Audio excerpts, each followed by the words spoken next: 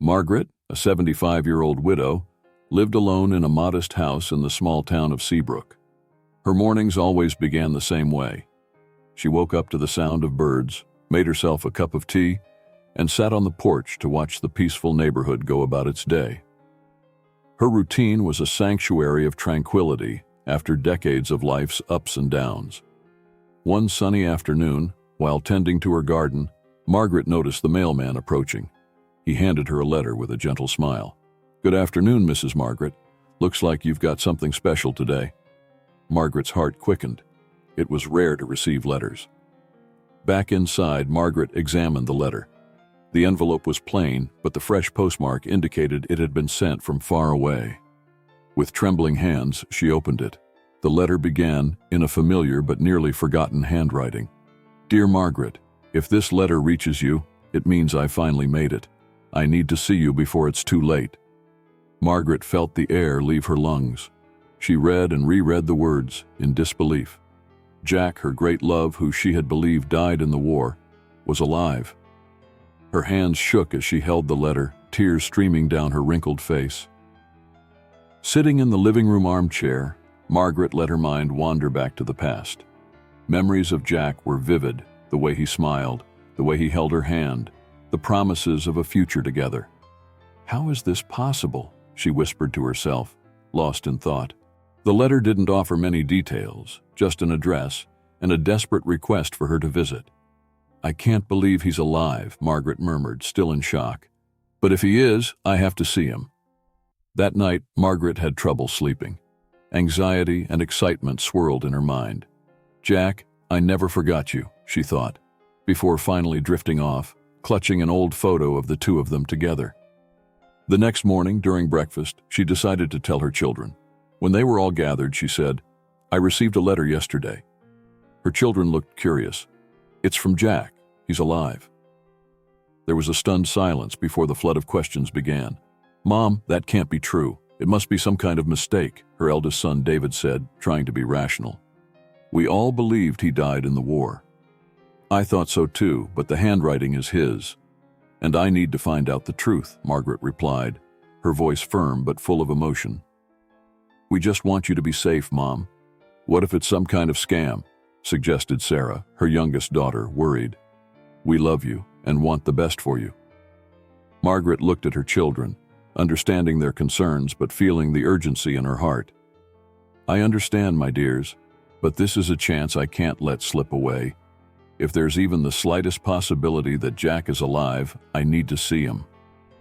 Stunned by the discovery, Margaret spent the next few days on an emotional roller coaster. Between the anger over lost years, the hope of reuniting with her love, and the regret for the decisions made, she felt overwhelmed. On a rainy afternoon, she sat in her favorite armchair and reminisced about the happy moments with Jack before the war. The memories came in waves.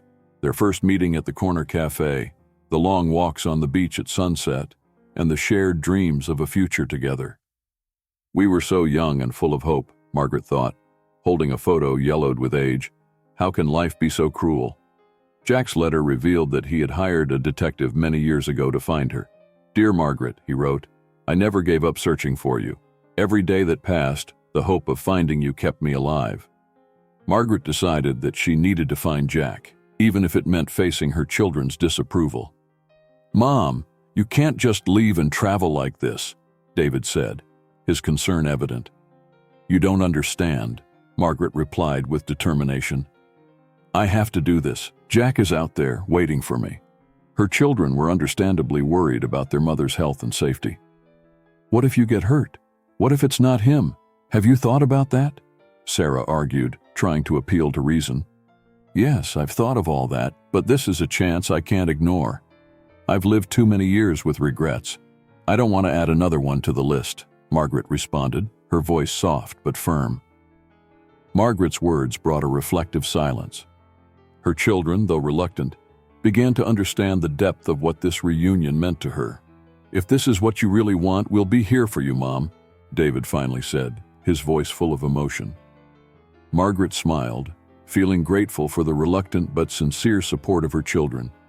She knew the journey would be challenging, but her heart was set. Thank you, my dears. I promise I'll be careful.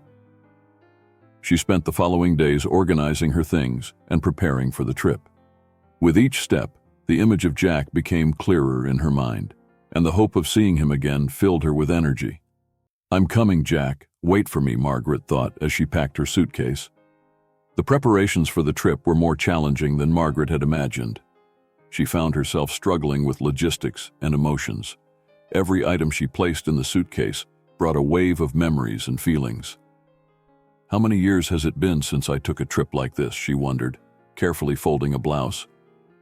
She decided to write a farewell letter to her children, explaining her decision and asking them to take care of each other.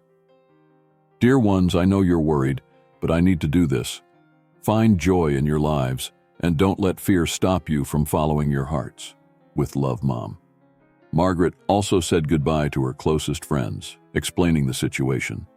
You must think I'm crazy, don't you? She said with a trembling smile. No, Margaret. We think you're brave, replied Anne, her best friend, holding her hand firmly. Go find your love. We're here for you. During one of these visits, Margaret ran into an old friend, John, who had served in the war with Jack.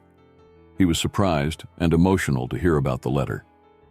I always believed Jack had something special, something that kept him strong. Now I know it was you, Margaret, he said, his eyes glistening with tears. John offered to help Margaret organize the trip, providing safe transportation and companionship. I'll go with you. That way we can ensure you get there safely, he said, his voice full of determination. I don't know how to thank you, John, Margaret said, feeling a weight lift off her shoulders. Your help means the world to me. Margaret also spoke with the detective Jack had hired.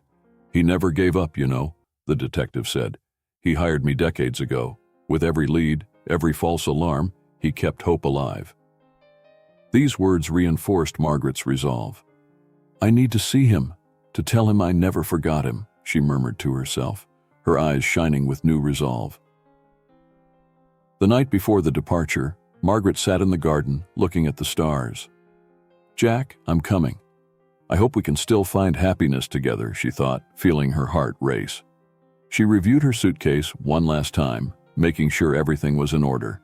Every item was packed with care and love, as if preparing for a reunion with her destiny. All set, she said, finally allowing herself a moment of calm. Margaret lay down in bed, trying to sleep. Her thoughts were filled with memories and hopes for the future. Tomorrow starts a new journey, she thought, before finally falling asleep, dreaming of the reunion she had longed for. Margaret and John embarked on the journey to the coastal town where Jack was staying. John had arranged for a comfortable and safe car, and his presence was a constant comfort to Margaret. The winding road stretched out before them as the landscape changed from green fields to the blue of the distant ocean. During the trip, Margaret couldn't contain her emotions. John, I still can't believe Jack is alive. All these years thinking he had died. Her voice faltered and she looked out the window, trying to control her tears. John, keeping his eyes on the road, replied in a reassuring tone, I know, Margaret. This is a miracle, and we'll find out the truth together. He'll be so happy to see you. The silence that followed was comfortable, marked only by the soft hum of the engine and the wind passing through the open windows. Margaret used these moments to revisit precious memories. Do you remember that picnic we all had before the war? Jack playing the guitar and singing for us. Those were such happy days. John smiled, remembering as well. Yes, I remember it well. Jack always had a way of making everyone feel special. He had a generous soul. As the journey continued, Margaret began to reflect on the decisions she had made in life. Will Jack still remember me the same way? So many things have changed. I've changed. The doubt in her voice was palpable. Margaret, John said, glancing at her briefly, true love doesn't fade with time. You two share a bond that has survived decades. He will remember, and he will love you just as he always did. As they drove, the scenery began to change to the coast, and the salty smell of the sea filled the air. Margaret closed her eyes and took a deep breath, feeling a mix of peace and anxiety. We're almost there, she thought, her heart beating faster. During a rest stop, Margaret and John sat in a roadside cafe. John, thank you for being here with me. I don't know if I would have had the courage to do this alone." She held his hand, her eyes filled with gratitude. John squeezed her hand back. "I'll always be here for you, Margaret. We're family in a way, and I'm as eager as you are to see Jack again." Back in the car, the final stretch of the journey seemed endless. Margaret began to feel a mix of anxiety and hope growing inside her. "John, what if he doesn't recognize me? What if he's changed so much that we can't reconnect?" "Margaret, you have to believe that everything will be okay. You two have been through so much. This will be a new beginning, not an end," John said, trying to reassure her. When they finally arrived at the coastal town, the reality of the imminent reunion hit Margaret. They stopped in front of the hospital, an old but well-maintained building overlooking the sea. Margaret took a deep breath, trying to gather her courage. "We're here," John said softly. "Let's go, Margaret. Jack is waiting for you." Margaret stepped out of the car, her legs trembling. She looked at the hospital, a mix of fear and hope in her heart. "Wait for me, Jack," she thought, as she slowly walked toward the entrance, with John by her side, ready to support her every step of the way. Margaret and John entered the hospital, where the smell of disinfectant and the sound of hurried footsteps filled the air. Margaret's heart pounded as she followed John to the reception desk. "We're here to see Jack Thompson," John said to the receptionist, a young woman with a friendly face. The receptionist checked the system and smiled kindly. "Of course, he's in room 305. You can take the stairs or the elevator on the right." Margaret thanked her, feeling her hands sweat. They opted for the elevator, which ascended slowly, increasing her anxiety with each floor. When the doors opened on the third floor, Margaret almost couldn't move. John gently touched her shoulder, encouraging her to continue. They walked down the hallway until they reached room 305. Margaret took a deep breath before opening the door, feeling a mix of fear and anticipation. There was Jack lying in bed, his hair gray and his body weakened by time. His eyes, however, still held the same sparkle as before. "Jack," Margaret whispered, tears streaming down her face. He slowly turned his head, and when he saw her, his eyes filled with recognition and emotion. "Margaret," he murmured, his voice weak but full of love. "You came." Margaret approached the bed and held his hand, feeling the warmth and familiarity. "I never stopped loving you, Jack," she said, sobbing. "I thought I'd lost you forever." Jack squeezed her hand with as much strength as he could muster. "I never stopped loving you either. Every day without you was a challenge, but now you're here. We can finally be together." John, sensing the intimate moment, discreetly stepped back, giving them privacy. Margaret and Jack spent the next few minutes in comforting silence, just feeling each other's presence. "There's so much I want to tell you, Margaret," Jack said, his eyes shining with tears. "But first, I need you to know how hard I fought to find you. Every letter, every detective, every lead, I never gave up." Margaret nodded, feeling a wave of gratitude. "And I never stopped thinking of you. All these years, you were my hope." A nurse entered the room, interrupting the moment. "Mr. Thompson, it's time for your medication," she said kindly, preparing the meds. "Margaret, can you help me?" Jack asked, and she promptly helped the nurse give him the medication. "Thank you, my dear," he said afterward, his voice still weak but full of love. When the nurse left, Margaret settled into a chair beside the bed. "Jack, we'll face this together. No matter what happens, I'm here with you." Jack smiled, a weak but genuine smile. "Having you here makes all the difference, Margaret. It gives me the strength to keep going." Over the next few days, Margaret and Jack spent hours talking, laughing, and reminiscing about the past. Jack showed her a box full of memories, photos, letters, and small objects he had kept over the years. Each item told a story, and each story reinforced the bond they still shared. "You are the reason I kept fighting," Jack said in a quiet moment. "These memories kept me alive." Margaret smiled, holding an old photo of the two of them. "And you are the reason I never gave up on love. Finally, we can build new memories together." Jack closed his eyes, a peaceful smile on his face. "Yes, Margaret, let's do that. Together until the end." And so, Margaret and Jack began to create a new chapter in their lives. A chapter full of love, hope, and the kind of happiness only a miraculous reunion can bring. Margaret and Jack spent the next few days immersed in deep conversations and tender moments. John, a friend of Jack's, although he only spent a few days with him before having to return to his town, also shared moments of joy with the two of them. Every day together was a gift, precious time they never imagined they would have again. They explored shared memories and told stories that had never been told before. One afternoon, as the couple gazed at the sea from Jack's room window, he said, "Remember when we promised to travel the world? I still want to do that with you, Margaret, at least in our memories." Margaret smiled, holding his hand. "We can start now, Jack. Close your eyes and tell me where we're going first." Jack closed his eyes and began to describe a scene in Italy, where they had always dreamed of visiting. "We're in a small village in Tuscany. The sun is setting and the vineyards are bathed in golden light. We can hear the sound of soft music coming from a festival in the main square." Margaret followed the description, adding details. "We're sitting at a small cafe table, savoring local wine. The aroma of fresh Italian food fills the air, and we're surrounded by laughter and joy." These imaginary trips brought deep comfort to both of them, allowing them to escape, even if just for brief moments, from the hospital walls. Their conversations took them to distant places, and also made them face regrets and unsaid apologies. "Margaret," Jack began one evening, "I'm sorry I couldn't find you sooner. So many letters sent and never answered. I should have tried even harder." Margaret caressed Jack's face, her eyes full of understanding. "There's nothing to forgive, Jack. What matters is that we're together now. The time we lost only makes this moment more precious."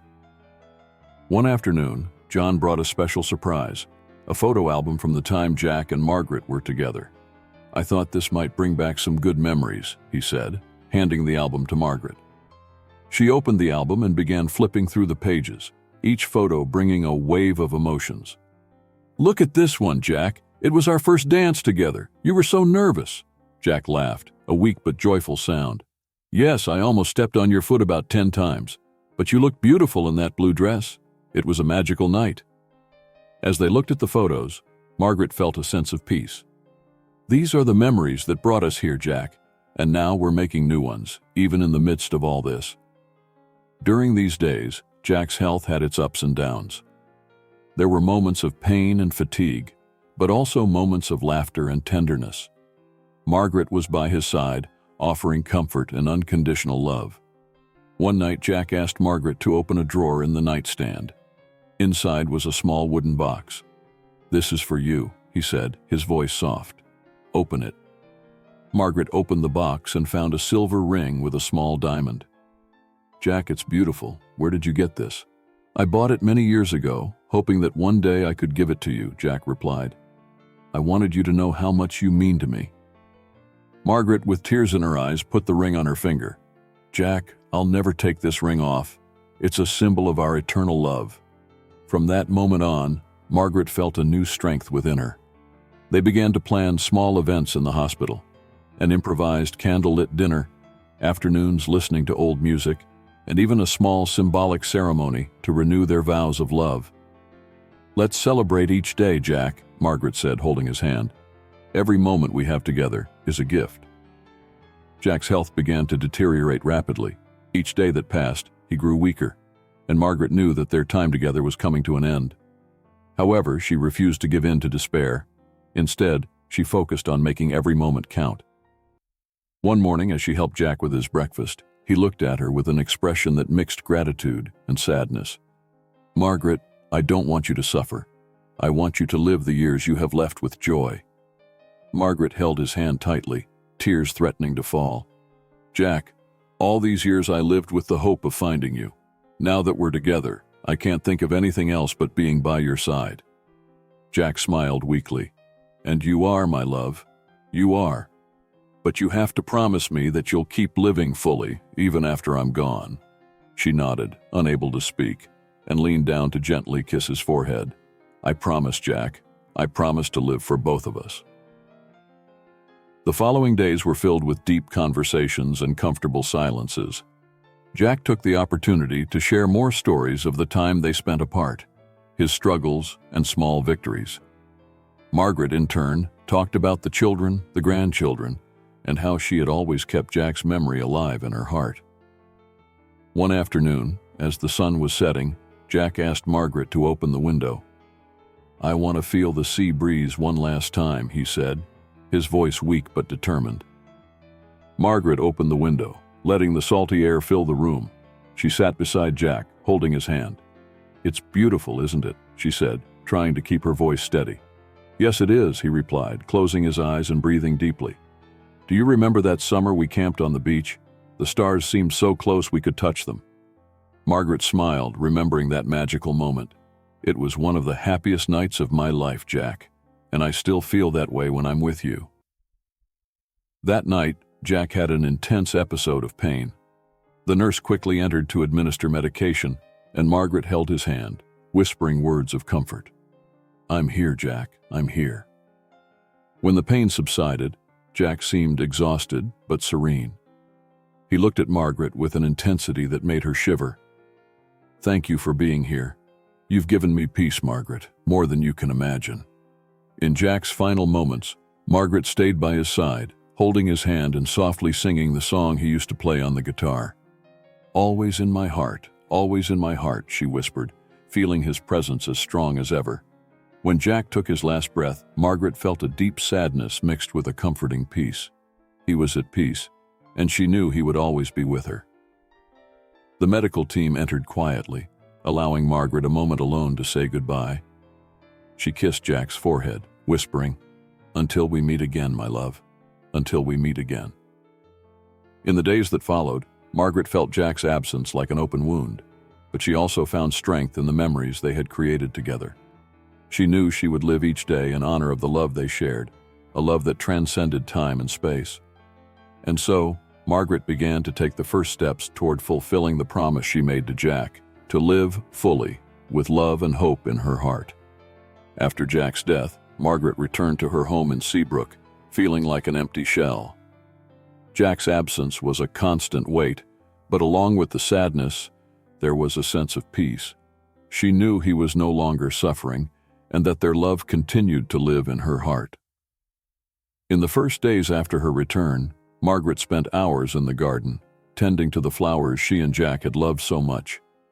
The garden was a refuge, a place where she could feel his presence. "Each flower is a reminder of our love," she thought, as she lovingly cared for the plants. Her children, concerned for her well-being, visited her frequently. During one of these visits, David and Sarah sat with Margaret on the porch. "Mom, we know it's been hard, but we want you to know that we're here for you," David said, holding her hand. "You've been amazing," Margaret replied with a sad smile, "but I feel like I need to find a way to honor Jack's memory. He wanted me to live fully." It was then that Margaret found a letter among Jack's belongings. It was a will, handwritten, leaving his entire inheritance to her. "Use this to find happiness and help others find it too," the letter said. She was in shock, tears rolling down her face. He wanted to make sure she was financially secure. She contacted the lawyer, and within weeks, she had a fortune in her account. Inspired by Jack's words, Margaret decided to use the inheritance to create something meaningful. "I want to start a foundation in Jack's name," she announced to her children. "A foundation that helps people find peace and reconciliation, just as Jack and I did." Sarah looked at her mother with admiration. "That's wonderful, Mom. I'm sure Jack would be very proud." In the following months, Margaret dedicated herself to creating the foundation. She organized community events, met with local leaders, and actively promoted the cause. "Every person we help is a tribute to Jack's love," she would say in her speeches, moving everyone who heard her. One of the first events organized by the foundation was a community gathering where Margaret shared her story. "I know many of you carry pains from the past," she began, "but I want you to know that it's possible to find peace and happiness again." The event was a success. People of all ages shared their own stories of love, loss, and reconciliation. Margaret felt a wave of hope as she saw how her and Jack's story inspired others. Among the many people who approached Margaret was a young woman named Emily, who was going through a difficult time in her relationship. "Your story gave me the courage to fight for the love of my life," Emily said, her eyes shining with hope. "Thank you, Margaret." Those words touched Margaret deeply. This is Jack's true legacy, she thought, a legacy of love and hope. As the foundation grew, Margaret found a new purpose in her life. She traveled to different cities, sharing her story and promoting the message of reconciliation and love. In each place she visited, she found new stories, new lives transformed by the power of love. Back in Seabrook, Margaret's home became a gathering place for people seeking advice and comfort. She welcomed everyone with a warm smile, offering tea and a listening ear. "We all need a place where we can feel loved and accepted," she would say. Margaret also began writing a book about her journey with Jack. "I want the world to know about the love we shared and how it changed our lives," she explained to her children. "This book will be my gift to future generations." In moments of solitude, Margaret still felt Jack's presence. She knew he was with her, guiding her and giving her strength to continue. "You brought me peace, Jack. Now it's my turn to bring that peace to the world," she would whisper to the wind. And so, Margaret lived each day with a renewed purpose, honoring Jack's memory and spreading the message of love and reconciliation. Her heart, though marked by loss, was filled with hope and determination. Margaret decided that Jack's inheritance would not only be a way to remember the past, but also a bridge to new adventures and opportunities for growth. With the support of her children, she began planning a series of trips, but this time with a renewed purpose, to find and help others who, like her, sought reconciliation and new beginnings. Her first stop was in the charming town of Bruges, Belgium. There, Margaret got involved with a small art school that offered free classes to children from low-income families. "Art is a powerful way to express emotions and heal wounds," she told the teachers, as she made a generous donation to the program. During her stay, Margaret befriended a young teacher named Sophie. Sophie was struggling to overcome the recent loss of her mother and was deeply inspired by Margaret's story. "You've given me hope that it's possible to find peace, even after great losses," Sophie said, emotional. Back in the United States, Margaret was invited to speak at a conference on active aging and purpose in life. In her speech, she shared the lessons she had learned during her travels and the lasting impact of Jack's love. "Aging doesn't mean stopping living.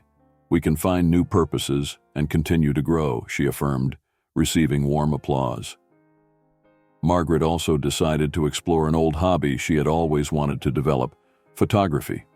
She bought a professional camera and began documenting her travels and the stories of the people she met. "Each picture captures a moment of transformation and hope," she said, as she organized a photo exhibition that toured several cities. During a visit to Japan, Margaret was captivated by the serenity of Zen gardens and the philosophy of living in the present. She spent a month in Kyoto, learning about the culture and finding inner peace.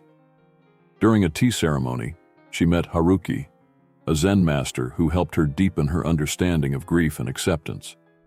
"Tranquility lies in accepting the impermanence of life," he taught her.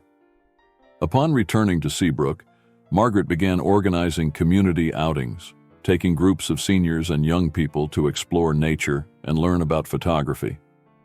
"I want everyone to see the world through a new lens," she would say, as the participants marveled at the landscapes and found new interests. An unexpected event brought an exciting twist. Margaret received a letter from a film production company interested in turning her story into a movie. "Your journey is inspiring, and we want to share it with a larger audience," the letter said. After some consideration, Margaret agreed, seeing it as yet another way to honor Jack's memory. During the film's production, Margaret had the opportunity to travel to Hollywood and meet the cast and crew. She was impressed by everyone's dedication to telling her story with authenticity and sensitivity. "It's like reliving my life, but with the chance to inspire millions," she reflected, moved. Margaret's children, observing the transformations in their mother's life, felt proud and inspired. "Mom, you're an example of strength and resilience," Sarah said. "You've shown us that it's never too late to find happiness and make a difference." David agreed, hugging his mother tenderly. "Jack's legacy lives on in every act of kindness you do. We're so proud of you." Margaret knew that her time would come one day too, but until then, she would continue to live fully, keeping the promise she made to Jack, to live each day with love and joy. And when that day came, she would be ready, knowing that she had fulfilled her legacy of love.